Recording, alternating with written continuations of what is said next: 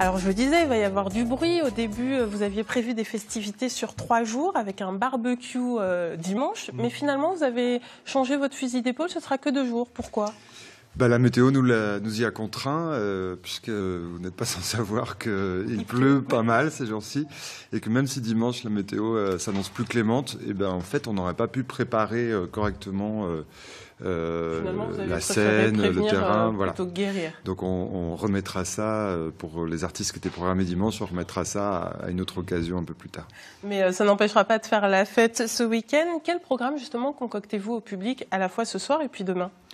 On a souhaité réunir le plus de gens possible qui ont fréquenté la Vapeur, qui sont venus voir des concerts, qui ont travaillé, qui ont participé à sa naissance il y a 20 ans, et puis aussi des musiciens de Dijon, des environs, qui ont grandi avec la Vapeur, qui s'y sont produits à de nombreuses reprises. Donc on a préparé un programme assez éclectique, avec ce soir une soirée plutôt axée autour des musiques électroniques et un concept de soirée inventé par un collectif dijonnais qui s'appelle Risque, où le public choisit le type de musique électronique qu'il veut écouter, et il y aura tout un tas de séquences de différentes musiques qui seront entendues.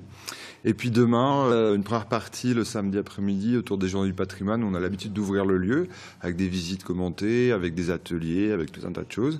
À 18h, un moment un peu on va dire presque formel pour se souhaiter bon anniversaire et effectuer le vernissage d'une exposition rétrospective de ces 20 dernières années.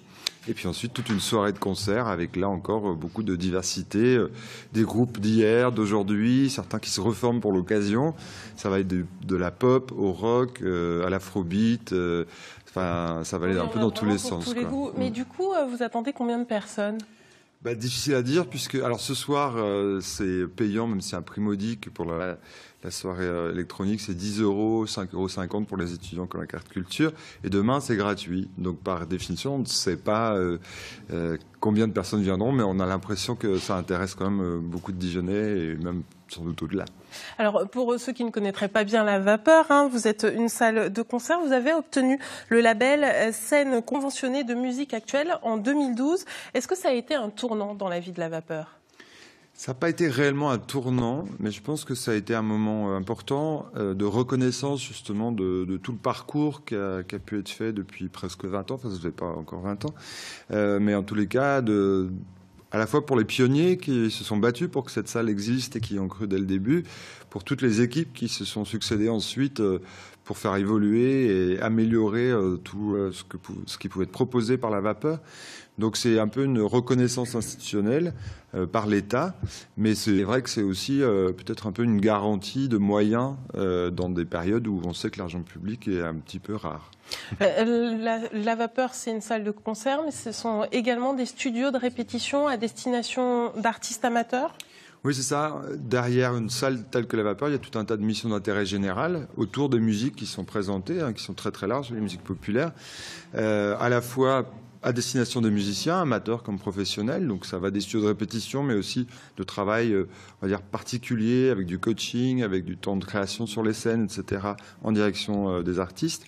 Et puis à côté, on a ajouté aussi un volet action culturelle, médiation, où on essaye de participer à l'éducation artistique de plus jeunes, où on propose des approches un petit peu ludiques et nouvelles du son, sans même savoir y connaître grand-chose, en fabriquant des petites choses, en participant à une chorale aussi.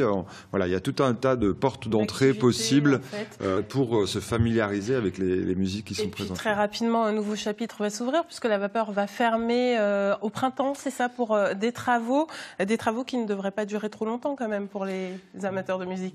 Un petit peu peut-être parce qu'on est ambitieux dans le cadre de ces travaux, mais c'est vrai qu'à la fois on célèbre cet anniversaire, mais on a des perspectives d'avenir réjouissantes puisqu'effectivement on fermera la salle fin février pour des travaux qui débuteront au printemps 2016 et on pourra rouvrir, je pense, en septembre 2017. Ce sera une extension, une rénovation, une transformation même de la Vapeur pour les 20 prochaines années.